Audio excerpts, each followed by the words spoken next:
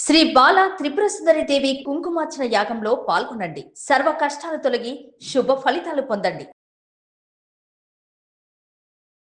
నమస్తే రమగారు. నమస్తే జయ. రమగారు, మనుషులు పలు రకాలు కదా. చాలా కొత్త కొత్త వ్యక్తుల్ని, కొత్త మనస్తత్వాల్ని అందరూ ఎక్స్పీరియన్స్ చేస్తారేమో బహుశా. మరీ డిఫరెంట్గా ఉంటారండి. తమకు నచ్చినంత వరకు ఓకే, కాస్త తేడా వచ్చిందంటే చీల్చి చెండాడతారు. ఆ గోడుని 100 మంది దగ్గర వెళ్ళబోసుకుంటారు. నీకు చెప్తారు నీకే చెప్పాను, నాకు చెప్తారు నాకే చెప్పానని 100 మందికి వాళ్ళే చెప్పుకుంటారు. మళ్ళీ ఎక్కడైనా వాళ్ళని ఎవరైనా అడిగారనుకోండి, నేను నీకే చెప్పాను నాకే చెప్పాను నువ్వే చెప్పుంటావు. ఇది ఒకటి. ఏదన్నా ఇష్యూ వచ్చిందంటే అంటే తము మాత్రం అందరి మీద మాట్లాడొచ్చు, అందరి దగ్గర మాట్లాడొచ్చు. తమ గురించి ఎవరైనా ఎక్కడైనా మాట్లాడితే తిట్లు శాపనార్థాలండి. దేవుడా, వీళ్ళకి నిజంగా పవర్స్ ఉంటే ఏమైపోతారా ఎదుటి వాళ్ళు అనిపిస్తుంది. ఆ రేంజ్లో తిట్టేస్తూ ఉంటారు. పిల్లల్ని పెద్దల్ని అందరినీ ఎంచుతారు. ఉసుర్లు అంటారు, అదంటారు, ఇది నానా రకాలుగా. అంటే ఓర్చుకోలేకపోతారేమో అనిపిస్తూ ఉంటుంది నాకు. మోస్ట్ సెల్ఫిష్ కదండి. అంతే. కానీ చాలా కష్టం కదా రమ్మగారు. సెల్ఫ్ సెంటర్డ్ జయ. నేను అనుకుంటా వీళ్ళకి పని పాట ఉండదు, చేతి నిండా పని లేక, నెత్తి మీద బాధ్యతలు లేక, సమాధానం చెప్పవలసిన అవసరాలు లేక, అస్సలు ఎక్కడా సమాధానం చెప్పక్కర్లా. దాంతో వీళ్ళు ఇలాగే ఉంటారు. ఎప్పుడు వీళ్ళకి తేడా వస్తుంది, సొంతానికి మొహం పగిలిపోతే వస్తుందేమో. అప్పుడు కూడా రాదు జయ. కింద పడ్డా మాదే పై చెయ్యి అంటారు, అప్పుడు రాదు. అది వాళ్ళ గొప్పతనమే అనుకుంటారు. పళ్ళు రాలిపోయినా బుద్ధి రాదమ్మా.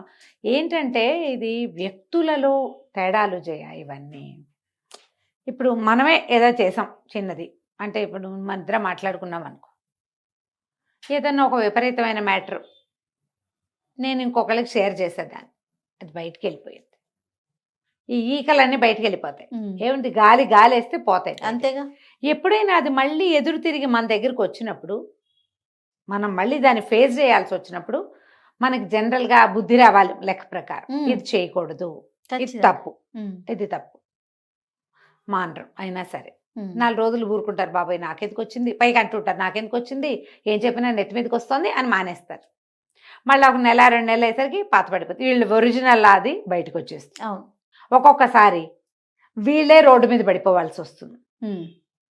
వీళ్ళు రోడ్డు మీద పడిపోగానే ఏమనిపిస్తుంది, నేను ఎంతో మంచిదాన్ని, నేను అమావాస్య నాడు అట్టే టైం పున్నన్నాడు పప్పేసాను, ఇంత బాగా చూశాను, ఎంతో బాగా ఉన్నాను, వీళ్ళు నాకు ద్రోహం చేశారనిపిస్తుంది. నువ్వు నోటితో చేసిన ద్రోహాలు అవన్నీ ఎలాగో ఉంటాయి.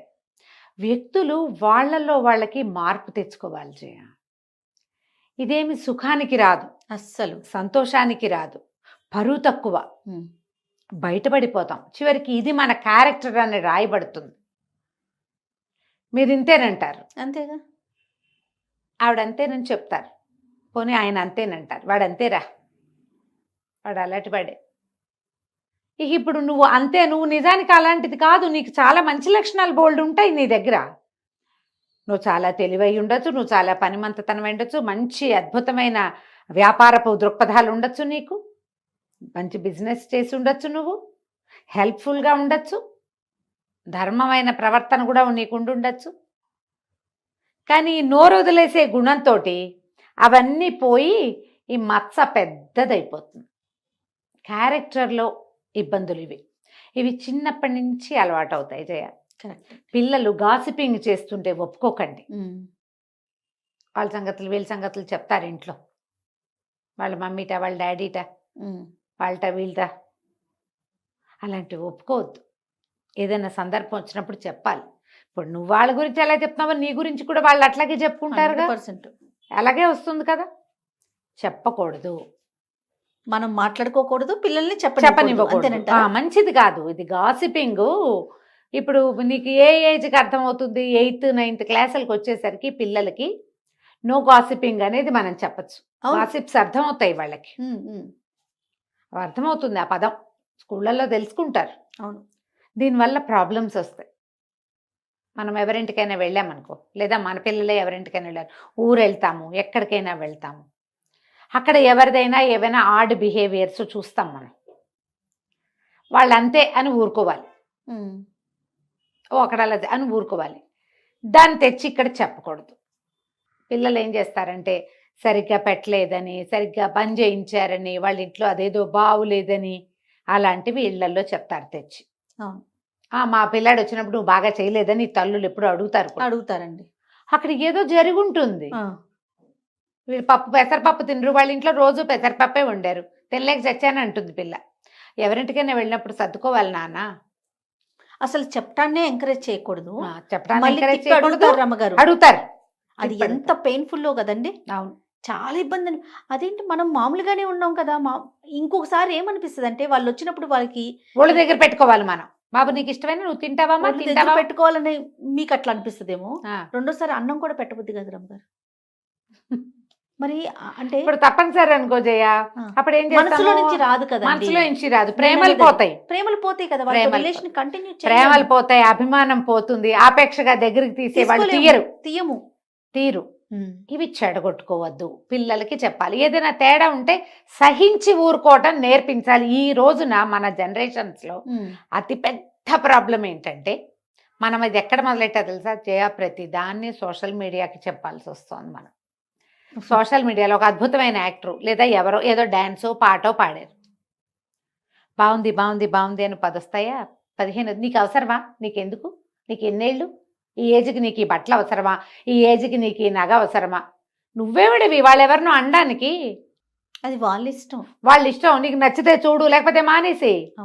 జడ్జి చేయొద్దు. నువ్వు ఈ బట్టలు వేసుకున్నావు, నీ వయసుకి ఇది అక్కర్లేదు, నీకు ఇది అవసరమా, నీకు ఇంత ఉందా, నువ్వు అది కదా, నువ్వు ఏదో కదా.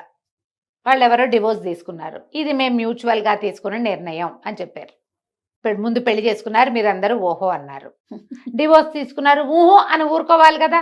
ఆ అమ్మాయిదే తప్పు అంటారు కొన్ని వేల మంది. ఆహాహా అది అద్భుతమైంది, వాడిదే తప్పు, లేదా అమ్మాయిదే తప్పు కొంతమంది, అబ్బాయిదే తప్పు కొంతమంది. వీళ్ళిద్దరు కాదు, అబ్బాయి వాళ్ళ అమ్మ లేదా అబ్బాయి వాళ్ళ నాన్న వాళ్ళు దుర్మార్గులు, వీళ్ళు కాదు వాడెవడో ఇంకొకటి అంటాడు ఇంకోడు. ఇప్పుడు ఈ అభిప్రాయాలన్నీ ఎవడైనా మిమ్మల్ని అడిగాడు? మీ అభిప్రాయానికి ఏమైనా విలువిందా? మీ లోపల ఉన్న చేదంతా మీరు బయట పెట్టుకుంటున్నారు కాదు. అంతే. నీ అవసరమా? నువ్వు ఎంత గింజు చచ్చినా వాడు కలిసేది లేదు, చెందేది లేదు. ఒకవేళ కలుసుకున్నా వాళ్ళు ఏం క్యాజువల్గా మామూలుగా ఫ్రెండ్స్ లాగా ఉంటాము అని చెప్పారు, ఫ్రెండ్స్ లాగానే ఉంటున్నారేమో మనకు తెలీదు. కానీ ఇలా ఏం చూసినా మన మాట బయటికి చెప్పడం అనేది ప్రాక్టీస్ అయిపోయింది. దానివల్లే ఇట్లా నోటుకు దానివల్ల ప్రతిదానికి ఒక కామెంట్ పాస్ చేస్తున్నారు జయ. అదే పెద్ద కారణమేమో అనిపిస్తుంది. ఏదో చూస్తాము, బాగుంటే బాగుంది అనాలి, బాగోపోతే మానేయాలి. అసలు బాగుందని కూడా మీరు అనక్కర్లా, అనకపోయినా పర్వాలేదు. దాని నుంచి ఎలా డెవలప్ అవుతుంది? ఇది ప్రతి దాన్ని మనం ఇలాంటి కంటితోటే చూస్తున్నాం జయ. ఇదే కంటితో చూస్తాం. ఎవరైనా ఓ పిల్ల డ్రెస్ వేసుకుంటే మాట్లాడతాం, వేసుకోకపోతే మాట్లాడతాం, చిన్నది వేసుకుంటే చిన్నదని, పెద్దది వేసుకుంటే పెద్దదని, నీ ముక్కు వంకరగా ఉందని లేదని. అబ్బా వంకర ముక్కు పిల్లైనా ఎంత ముద్దుగా ఉందంటారు కొంతమంది, దీని ముక్కు ఏమిటి అంత వంకరగా ఉందంటాడు ఇంకొకడు, వాడికి ఆ వంకరే కనపడుతుంది. ప్రతి దాన్ని చీల్చి చెండాడటం మనకు అలవాటైపోయింది. దానివల్ల ఏది కూడా మనము ఎక్కడ ఇబ్బంది కలిగినా ఓర్చుకోవట్లా, సహించట్లా, ఊరుకోవటల్లా. వాక్ స్వాతంత్ర్యం ప్రబలిపోయింది. మనం పిల్లల్ని అనుకుంటున్నాం కానీ మనం కూడా అంతే. పెద్దోళ్ళలోనే ఉందండి. ఇప్పుడు మీరు ఇంతకు ముందు అన్నట్లుగా పిల్లలు ఏదో ఎవరింటికో వెళ్ళారు, వాళ్ళ ఇంట్లో ఏదో ఫుడ్ బాగోలా, ఏదో నచ్చలా, పిల్లలు మళ్ళీ తిరిగి ఇంటికి వచ్చి చెప్పినప్పుడు అదేంటి అట్లా ఉంటావు, ఏదో ఒక పూట 2 పూటలు ఉన్నప్పుడు వాళ్ళకి తోచింది ఏదో పెట్టారు, నాన్న అట్లా అనకూడదు అని చెప్పరు. అని చెప్పకపోగా మా అబ్బాయి వచ్చినప్పుడు నువ్వు బాగా పెట్టలేదంట అని చెప్పి తిరిగి అడిగితే అడుగుతారు. మనుషులా రమ్మ కదా, మనుషులే. మేము చాలా అద్భుతమైన వాళ్ళం. మీరు మా ఇంటికి వచ్చినప్పుడు మేము ఎంత బాగానో చేసి పెట్టాం, మీరు మా వాడికి అట్లా పెట్టలేదు. అడిగేస్తారండి, అడిగేసి కడిగేస్తారు. మీకేమున్నాయమ్మా మానవ సంబంధాలు? అది ఒక్క పూట తిండితోటే అయిపోతుందా? ఒక్కదాంతోటే అయిపోతాయా? ఏదైనా ఒక ఫ్లా ఎవరిలో అయినా చూస్తే దాన్ని నువ్వు చూడటం, చెప్పడం, అందరికీ చెప్పి చెప్పి చెప్పి చెప్పి 100 మందికి చెప్పేయటం. వాళ్ళ సంగతి మనకెందుకు? పోనీ ఎవరో ఆగలేకపోతాం జయ, చూసాము, అయ్యో ఇదేంటి ఇలా ఉంది, వీళ్ళేంటి ఇలా ఉన్నారు అనిపిస్తుంది, ఏదో ఇంట్లో చెప్తావు, ఎవరో క్లోజ్ ఫ్రెండ్ చెప్తావు, అంతతో ఊరుకోరు. ఎంతమందో అందరూ క్లోజ్ అయ్యమని అందరికీ పంచటం దాన్ని. ఎప్పటికీ ఈ బంధాలు మారతాయమ్మా? ఇప్పుడు ఎక్కువైపోయింది జయ. ఎలా మారుతాయి రమ్మగారు? ఇప్పుడు గ్యాప్ వచ్చేసింది. ఇప్పుడు మనసుకి బాధ అనిపించినప్పుడు ఆటోమేటిక్ గా గ్యాప్ పెరిగిపోతుంది కదా. పెరుగుతుంది. ఈ పంచటం ఎంత బ్యాడ్ ప్రాక్టీస్. మళ్ళీ ఏదైనా నీ మీదకి వస్తే నువ్వు చచ్చిన అసలు యాక్సెప్ట్ చేయరు. అస్సలు. ఇదైందా? ఇప్పుడు ఇదో రకం జనాభా అయితే ఇంకో రకం జనాభా ఉంటారు. వీళ్ళు అవతల వాళ్ళ వల్ల ఏదైనా ఒక చిన్న ప్రాబ్లం రాగానే పాత సినిమాలు లాగా నా జోలికి వచ్చిన వాళ్ళు నాశనం అయిపోతారు, పురుగులు పడి చచ్చిపోతారు, దుంపనాశనం అయిపోతారు. ఏమిటి కాస్తకే ఏదైనా నీ ప్రాణాల మీదకి వస్తే అనుకో ఏముండదు అక్కడ, అసలు మ్యాటరే ఉండదు. చాలా మామూలు విషయాలకి కూడా అవతల వాళ్ళ నాశనాన్ని కోరుతూ ఉంటారు, అలాగే మాట్లాడతారు. అవును. అది తప్పే, శాపనార్థాలు పెట్టకూడదు అసలు. మా ఇంట్లో పిల్లలు మా వాళ్ళు ఒరే అట్లా చేస్తే ఏం బాగుంటుందిరా అంటే, అమ్మ శాపనార్థాలు పెట్టకు, నువ్వు ఏం బాగుంటుంది అంటే అదే బాగుంటుంది, బాగుండకపోతే పోతుంది, నువ్వు మాత్రం ఇక బాగున్నట్టే అది. అవన్నీ ఏదో వంట చేస్తాడు మావాడు, అవన్నీ వేస్తే ఏం బాగుంటుంది, పంచకోళ్ళ కషాయంలాగా ఏడ్చినట్టు ఉంటుందంట. నేను అంటే అమ్మ నువ్వు శాపనార్థాలు పెట్టుకున్నా వంటకి అయిందా. ఇప్పుడు మన దగ్గర మన భూషణ్ ఉన్నాడు, అదే భూషణ్ అలా పెట్టారు ఏంటంటే మేడం తిట్టారు అంటాడు, అలా పెట్టారేంటి అంటే చాలు తిట్లు. మనకి ఒట్టి వాక్యం తిట్లంటే ఏమిటవి ఇవేనా, ఇవే ప్రశ్నలు లేదా ఒక కన్క్లూషను. ఈ రెండింటిని కూడా మనం తీవ్రంగా పరిగణిస్తున్న కాలం అయితే, పాతకాలంలో లాగా శాపనార్థాలు పెడితే ఎట్లాగమ్మా, నాశనం అయిపోతారు పనికి మాలిన వాళ్ళు. అలాగే మనం అంత అద్భుతమా? అంతే కాదు, మనమేమో మనం పెద్ద గుమ్మడికాయంత ముత్యమేం కాదు, అది మనకి చాలా ఫ్లాసే ఉంటాయి మన దగ్గర కూడా. జయ మనుషులన్న వాళ్ళకి సుగుణాలు ఎన్నుంటాయో దుర్గుణాలు ఇంకో 2 ఎక్కువే ఉంటాయి. అంతేగా కలికాలం. అందులో నువ్వు నేను మన నాన్న మన అమ్మ మన పిల్ల మేక ఏది కాలం రమ్మగారు, మనం ఏ కాలం ఇది, అదే కదా. ప్రతి వాళ్ళకి ఉంటాయి, ప్రతి వాళ్ళకి వాళ్ళకుండేవి వాళ్ళకుంటాయి. అంతేగా. ఇప్పుడు నువ్వు ఒకటి చూసావు, ఒకటి తెలుసుకున్నావు, ఒకటి నీకు అర్థమైంది, ఓసారి అను వదిలేసేయి, ఒకసారి చెప్పు, దాన్ని వదిలేయి. వదిలేయటం మాత్రం బాగా ప్రాక్టీస్ చేయాలి, చాలా ప్రాక్టీస్ చేయాలి, చాలా కావాలి.